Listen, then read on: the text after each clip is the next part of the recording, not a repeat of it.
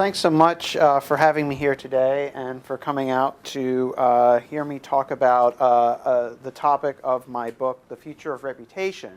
And basically what I want to talk to you about today is how gossip, shame, and reputation are being transformed by the internet in ways that I think are going to have profound effects for our society. Now, I became interested in this topic when I started blogging. I started blogging back in May of 2005, and I really loved it. It was immensely fun to write things and actually get a response. I could see people were reading and responding, and it was quite interesting and exciting. And our blog is a group blog. A number of professors blog there. We started to get quite a number of readers that were reading this. And I really thought these developments were quite amazing and quite fun. And a lot of people had this reaction. This is a chart of the growth of the blogosphere, the growth of people who are having some form of blogs. The number of blogs has skyrocketed from 50 a few years ago to 50 million at the time that I wrote my book, which was 2007, and I think it's probably over a million now. 100 million blogs now that are out there. And I think these developments are quite amazing. The internet is giving us an ability to express ourselves to a worldwide audience. It's really enhancing our freedom and self-realization. But I want to talk about the dark side of this story. I begin my book with an anecdote, something that really happened. It happened in South Korea on a subway train. There was a young woman on the train with a little dog. The dog pooped on the train. She was in a hurry. She didn't clean up after the dog. Well, people thought this was really rude. And so someone thought, well, let's teach her a lesson. They snapped her photo with a cell phone camera, put it up on the internet, and then all sorts of people from around the internet started annotating the picture in comments saying who she was, where she lived, what her phone number was, how to contact her, what university she attended, and then people were also putting on threats. She's the worst villain in the world. She's horrible, disgusting, despicable, and so on. And this started to really become quite something. This is actually a picture from Korea about this, and then this starts to go viral. We see other pictures being made. It makes the newspapers. It's everywhere. And it expands beyond South Korea's borders. It goes worldwide. People around the world start talking about the story. It's written about in countries all over. In the United States, the major newspapers start covering it. It's written about in the Washington Post. So everywhere, people are attacking her, mocking her. She is the symbol for rudeness. This is one example of how the internet is changing our lives. People used to shame others. They used to, if someone did something bad, you'd give them an angry glance. You might tell them, hey, that was rude. But that would be the end of it. Now the internet enables a cyber posse to amass from cyberspace to mete out a punishment. Forever, this woman's rudeness is going to be preserved on the internet. Forever, she is going to be known as the dog poop girl. There's actually another name for her as well that's a little bit less kind than the dog poop girl, and you can guess what that is, but she's also been called that as well. So this is an example of how life today in the digital age is presenting us with what I think is a bit of a paradox. Information flows freely, and the free flow of information enhances our freedom and autonomy, but at the same time, it's making us less free. How and why is this happening? That's what I want to talk to you about. How can the free flow of information actually constrain us and make us less free? It seems counterintuitive. Well, my bloggers and I, we write about the law. That's our primary topic. There are other blogs that talk about political issues and current events, but this is just a fraction of the blogosphere. A very large number of blogs consists of people talking about their own lives. This is a diary, and diaries used to be things that people would stick in their drawers. Some of them actually had locks on them. This concept is so 20th century because people are now putting up their thoughts on blogs and on social network websites such as Facebook and MySpace and others. So they're increasingly putting up their diaries online, in fact. And when people talk about their own lives, when a high school student or a college student writes about their life, they're not just writing about themselves. Their life is intertwined with their parents, their teachers, their fellow students, their boyfriends and girlfriends, their enemies, and so on and so forth. An employee might blog about their boss. The boss might blog about their employees. People's lives are intertwined, which means when people are writing about themselves, they're also writing about each other. Now, when I was in high school and college, thankfully, I didn't have a website of my own. I didn't have a blog. There was nothing called MySpace or Facebook. My computer looked like this. In fact, this is actually my computer, 64K. At the time, that was a tremendous amount of storage space on one disk. And I actually look like this. I don't know. Do you guys get these Geico ads here too, with the cavemen? I guess no. Well, you're lucky. They're all over the place. You can't escape them in the United States. Life was hard back in these old days where computing was so rudimentary. But the generation growing up today, they have blogs. They have social network websites. I put this cartoon in the book. It's I just love this little cartoon here. And it says, well, yes, we could read your blog, or you could just tell us about your school day. And this captures a growing reality, which is that over 50% of blogs are written by children under the age of 19. And the children who are blogging are getting younger and younger and younger, in fact.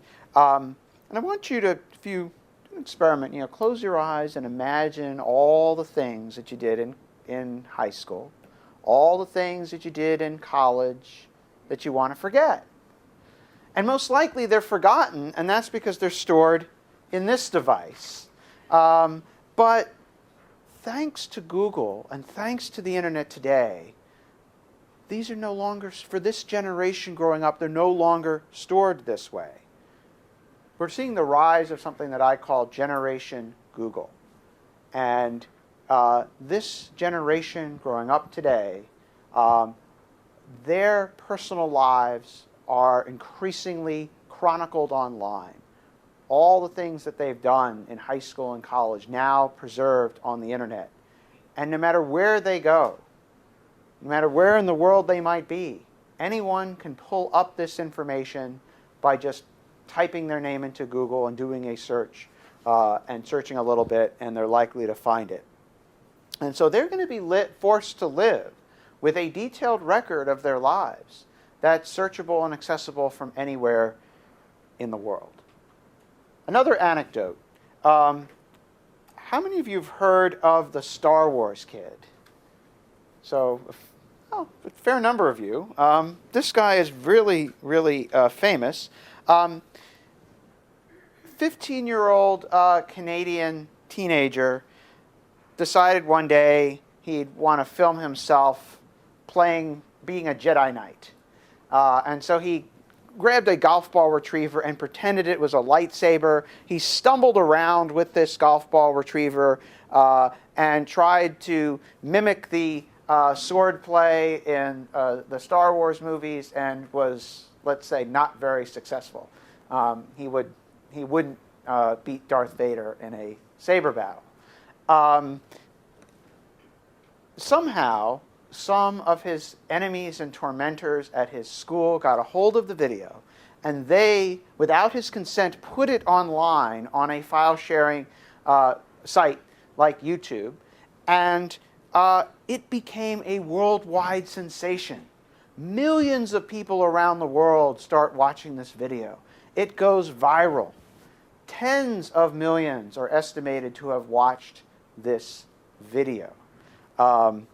And people decided to mock him a little bit. They thought it was funny. They thought he was making a fool of himself. So they added special effects to the video. They made the lightsaber grow. They added Star Wars music to it. They began the video with the text streaming across the screen like Star Wars. They added in villains for him to fight. They did a lot of other things too. In fact, they did a variety of videos. You can see this is just some of the videos available on YouTube today. Star Wars Kid remixes. You can see the Star Wars Kid in about 20 different varieties. If you do a search under his name, his Wikipedia entry, and his real name, his Wikipedia entry talks about the Star Wars Kid. That is what he is famous for. And a lot of the posts about him were mocking him, making fun of him, making fun of his weight, and so on and so forth. Well, some people, when they have fame or infamy, they love it. They try to cash in with the media. But other people, unfortunately, really don't like it.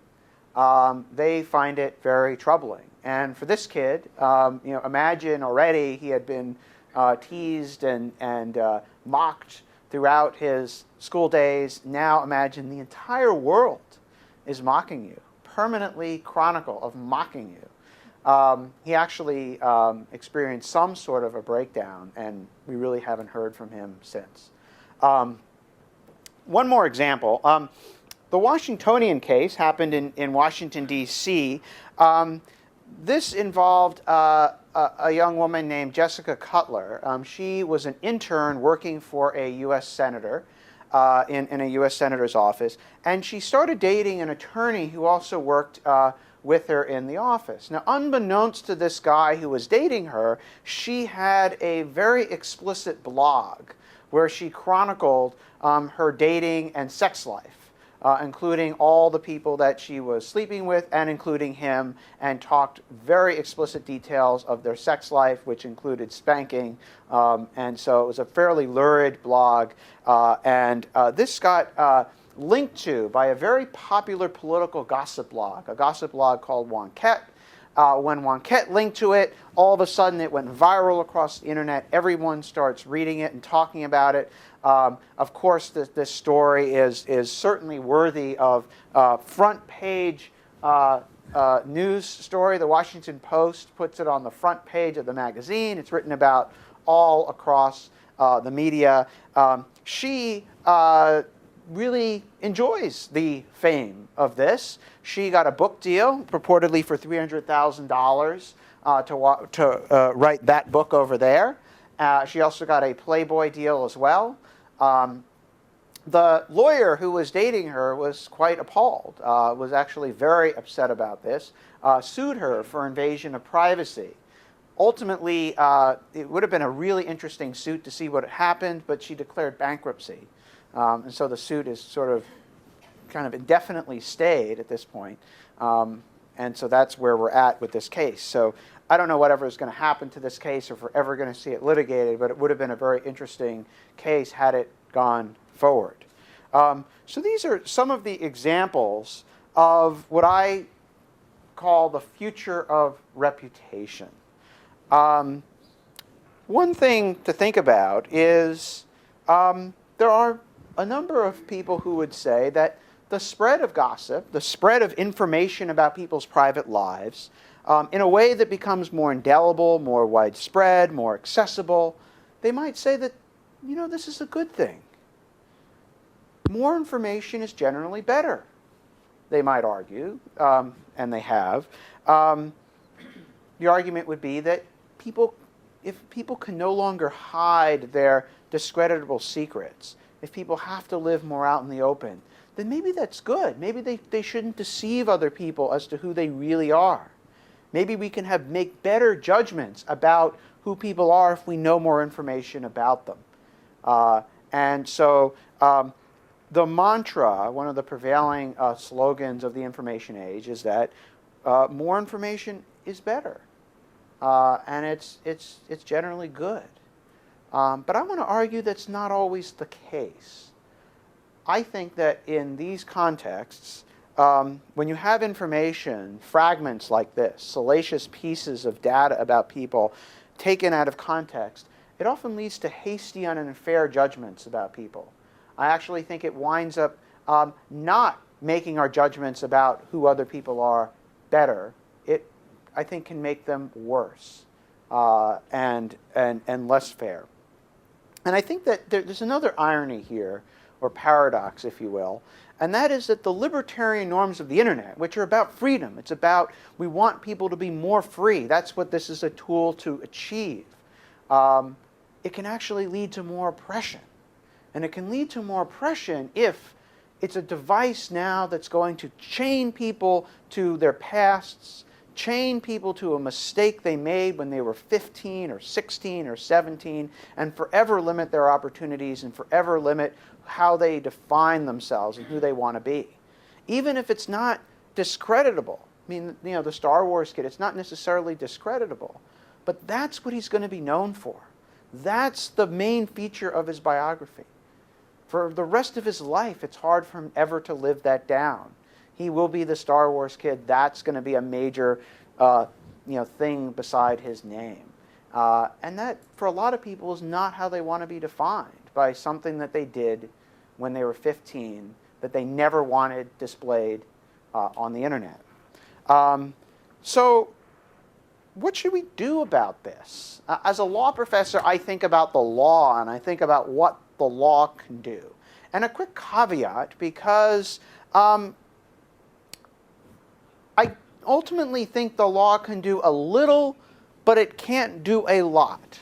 And so I want to preface my remarks by saying I don't think that any of the legal solutions I'm proposing is going to be the cure or the panacea. I think it's going to maybe nudge us to a better outcome, but it won't cure. It's a small role that it's going to be able to play. It can only do so much. And in this case, I think it can do a little, but not a lot. So I see there are three paths that the law can take. And so I want to sketch them out at a very, very broad level of three paths here. The first is that the law could adopt a libertarian approach. By libertarian, I mean hands-off. The idea here is that when you bring law into it, if you bring the law into dealing with the internet, especially in the realm of free speech, there's too much danger here. The law will ultimately cause more harm than good, and therefore the best thing to do is lay off of it, let it develop the way it develops, and don't get the law involved. That's one approach. I actually think that's a problematic approach because I think that the problems I've discussed are too important to just let happen. I see the trajectory of how things are developing, and I think the problem is too important to kind of say, oh, well, you know, it's not worth some kind of an intervention. So I think we need some kind of steps. We need to think about something to do. The alternative approach, if we go in the opposite direction, I think we can go too far, and that's the authoritarian approach. And this is actually an approach I see more and more, and I find it quite frightening. Increasingly, schools are trying to ban social network websites. There are legislators who don't know anything about the internet and haven't really thought much about what they're doing, and will propose all sorts of restrictions on anonymous speech or other fairly, I think, very wrong-headed and draconian restrictions on what people can say and do online. I think these are also very problematic. We don't want to be too paternalistic. We don't want to stop people from expressing themselves, stop people from speaking. Most of the uses of the internet, of Web 2.0, of social network websites are good. and so we want to preserve that. We also have to recognize that we have to protect free speech, and that's an important value. So I think authoritarian approaches are too extreme. So ultimately I come to a middle ground approach, which at the end of the day really satisfies no one to some extent. So I get critiques from people thinking my solution doesn't do enough, and from people who think that my solution does too much. But my middle ground, what I'm trying to do is get the law to work in a certain way. And the way the law should work is it should work ultimately to try to nudge norms along, but not in a heavy-handed way, and ultimately should focus on prevention. The thing that I recommend is something that actually exists in the law, which are the torts to protect privacy. And I don't know how many, I assume a lot of you are attorneys, but for those of you who are not, a tort is basically an action where a private party can bring a suit against someone who wronged them. I think this is a much better approach than the kind of heavy-handed government regulation that would say, you can't say this or you can't do that. This is initiated by a private party when someone's been wronged. Now, in the United States, there are actually a number of torts to protect privacy. In the UK, privacy is predominantly protected by the breach of confidence tort, and I'll talk a little bit about that tort. That tort has actually been stretched quite a lot, so that the resemblance between that and the privacy torts in the US is actually getting quite similar. And England consistently says, we don't want to use the US privacy torts, and then proceeds to stretch that this breach of confidence tort so it's practically the same thing. But basically in the US there are privacy torts, but the problem is actually in the conception of privacy that so many judges and courts and policymakers have that make all of these torts struggle to address the problems. And if the torts are weak, if the torts don't work very well, they're not going to work to solve these problems. One thing before I get into discussing a bit about how we should rethink privacy, because this is sort of a global way we need to start addressing this problem. But one thing about the law, I don't want a lot of lawsuits. I don't think lawsuits are a good thing. So you don't want lawsuits. What I think is a good thing is the threat of lawsuits. The fact that someone could sue, the fact that if someone sues, you could get them into mediation, you could try to force certain kinds of informal negotiations and people working things out, that's what I want to encourage. I want people to think that if they write about people's lives, that they can't do it with impunity, they have to do it with responsibility.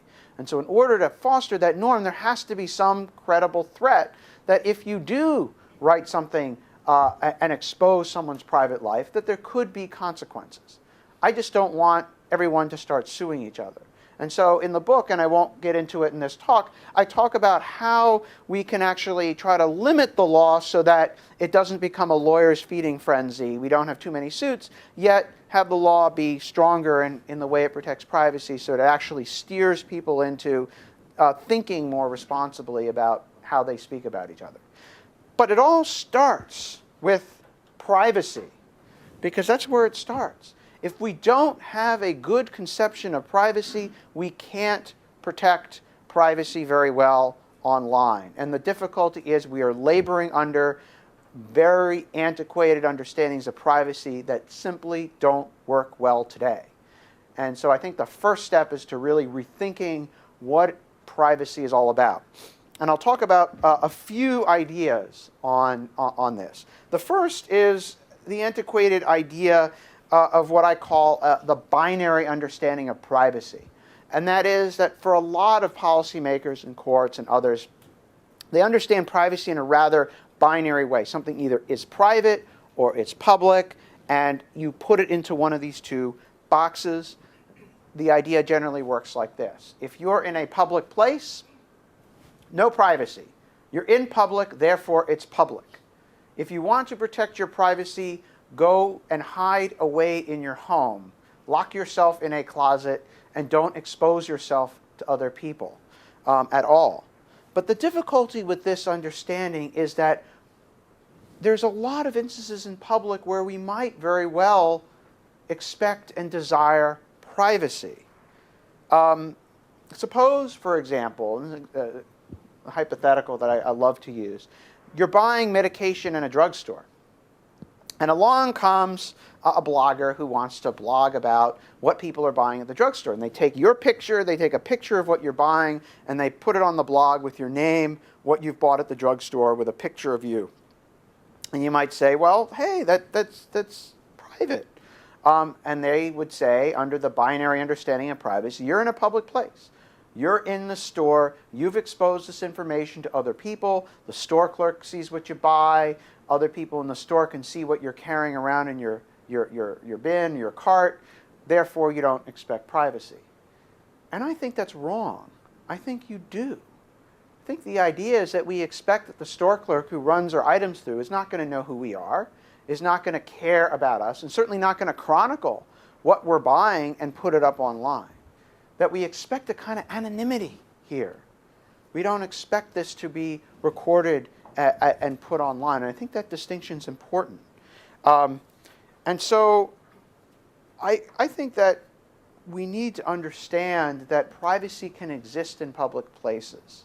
And we need to better protect that. Otherwise, it becomes increasingly hard in a world where everyone has a cell phone camera. And who knows, now it's a cell phone video camera. And who knows what people are going to have in 5 to 10 years.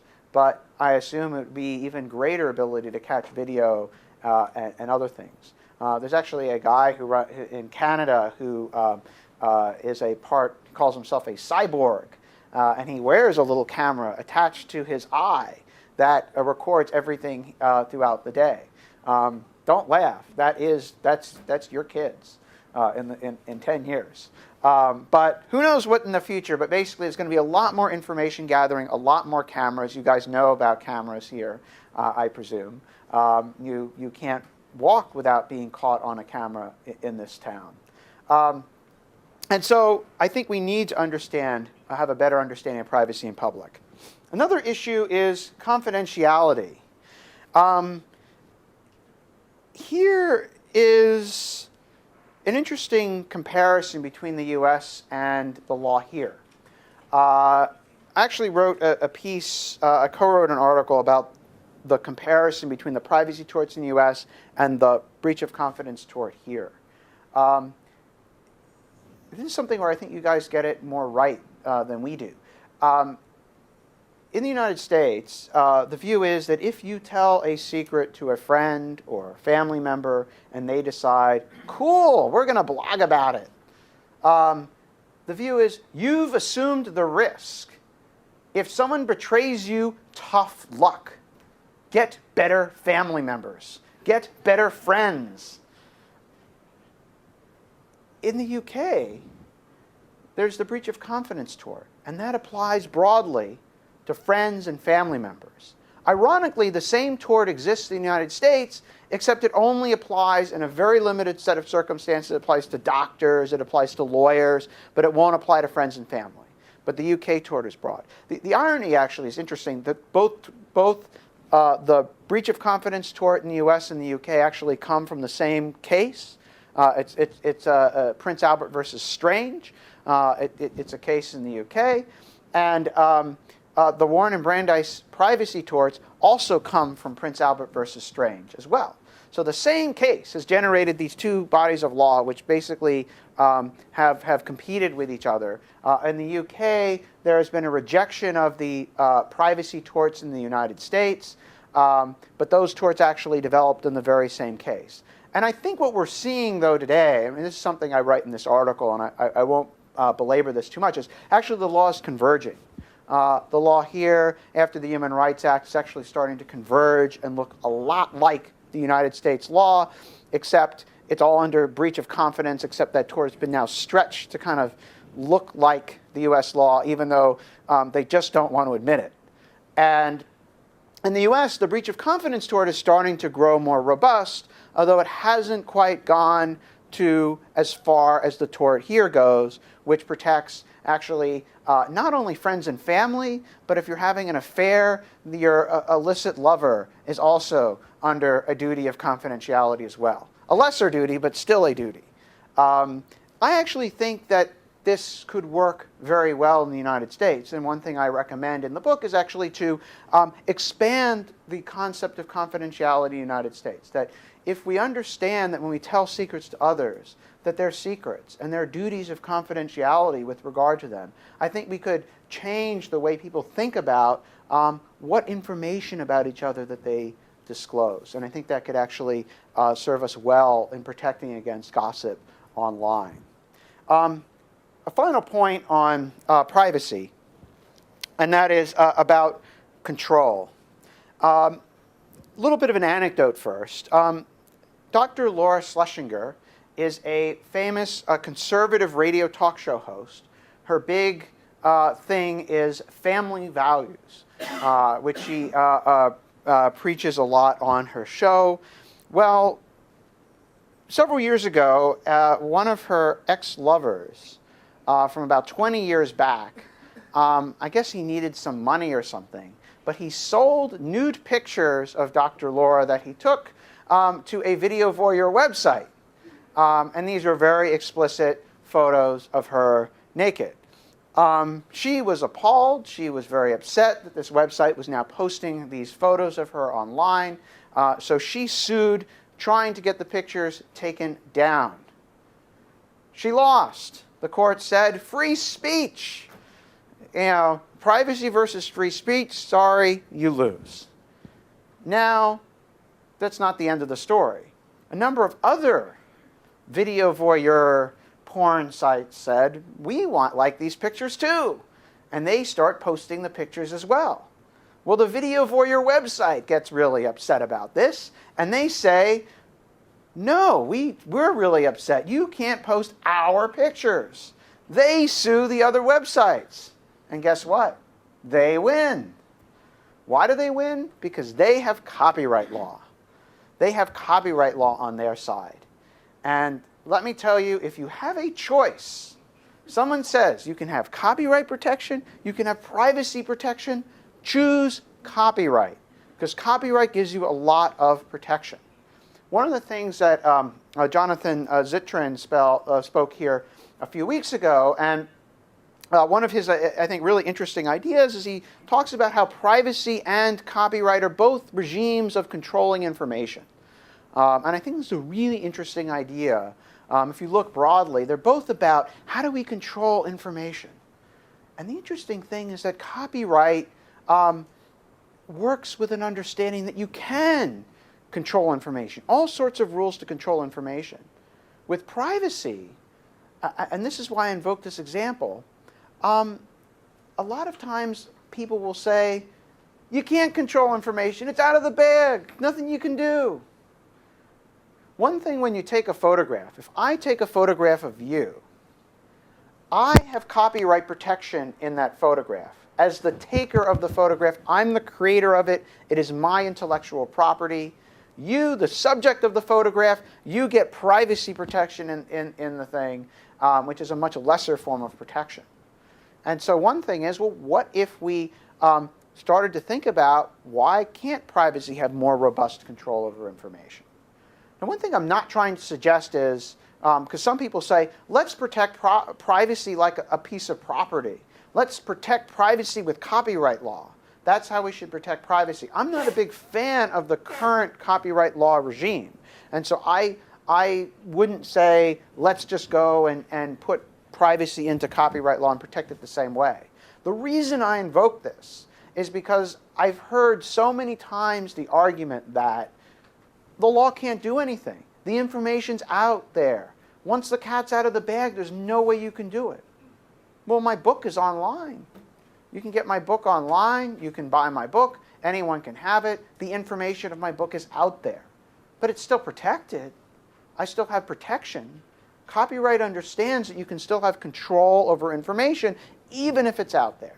And I think that concept in copyright law is worth thinking about, at least to defeat these arguments that are raised in privacy that there's nothing we can do. Quick word about speech, and then I'll wrap up here. I think that the law in the United States tends to overprotect speech and underprotect privacy. It's something that I think you guys have a different balance. Sometimes I think your balance can even go a little bit too much in the other direction of speech. But in the United States, I think there's a sort of an exaltation of free speech and an undervaluation of privacy. So I want to push that balance a little bit so that privacy is understood as an interest that's equally as important in certain cases to speech. It implicates our autonomy, it implicates our freedom, it implicates our democracy just as much as speech does in a lot of instances. One final point. In the United States, there's a law called the CDA Section 230. It's a statute that immunizes a website or an ISP when content is posted by other people. So if I have a blog, I shouldn't make it a hypothetical, I have a blog. If you post a comment to my blog, let's say you post a comment that defames another person in this room. Now that other person writes to me and says, that comment is defamatory, will you please take it down? That comment violates my privacy, will you please take it down? Under Section 230, I'm immune no matter what I do. So I can say, no, I'm not going to take it down. Now, I think that's a problem. It's one thing in the first, I shouldn't be initially liable for the comment you've posted to my blog. But once I know about it, to say that I have no obligation or responsibility to take it down, I think is very problematic. This site, Juicy Campus, arose among several college campuses in the United States. And the site actually is now shut down. They couldn't really find a good way to raise revenue with it, so the bad economy killed it. But what the site did was it basically said, we want your gossip. Tell us about the dirty gossip about your classmates and post it on the site. We will help you by making you anonymous and hard to track, but we will say nothing about it ourselves. And by doing this, they actually fostered this gossip, and because of this sort of very strong free speech protection of 230, this immunity, we're basically totally immune from the consequences of this. I think that's a problem. And so I think that when we think about privacy and free speech, we need to understand and come up with a balance between both of them that respects both privacy and free speech, but that doesn't push too far in the privacy direction, but also that doesn't push too far in the free speech direction. So I'm going to end here, because I want to save some time for us to talk about these issues. I'm sure you have opinions and thoughts, and so I welcome chatting with you about that.